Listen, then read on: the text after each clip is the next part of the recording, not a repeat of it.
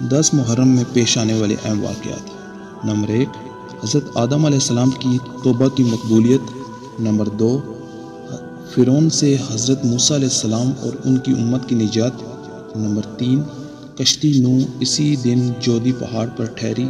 Number 4، حضرت یونس علیہ السلام اسی دن مچھلی کے پیٹ سے باہر آئے۔ نمبر 5، یوسف علیہ السلام کا کنویں سے نکلنا۔ نمبر 6، حضرت عیسیٰ علیہ السلام کی ولادت اور آسمانوں کی طرف اٹھایا جانا اسی دن میں ہوا۔ نمبر 7، حضرت داؤد علیہ السلام کی توبہ۔ نمبر 8، حضرت ابراہیم علیہ السلام کی ولادت۔ نمبر 9، یعقوب علیہ السلام کی بینائی کا لوٹنا۔ نمبر 10، اسی دن میں جناب رسول اللہ صلی اللہ علیہ وسلم کی اگلی پچھلی لغزشیں حق تعالیٰ نے معاف کر دیں۔ یہ 10 واقعات شارح بخاری علامہ عینی نے ذکر کیے ہیں۔ اس کے علاوہ بعض کتب میں اور بڑے بڑے واقعات کو شمار کیا ہے جو عاشوراء کے دن ہوئے ہیں۔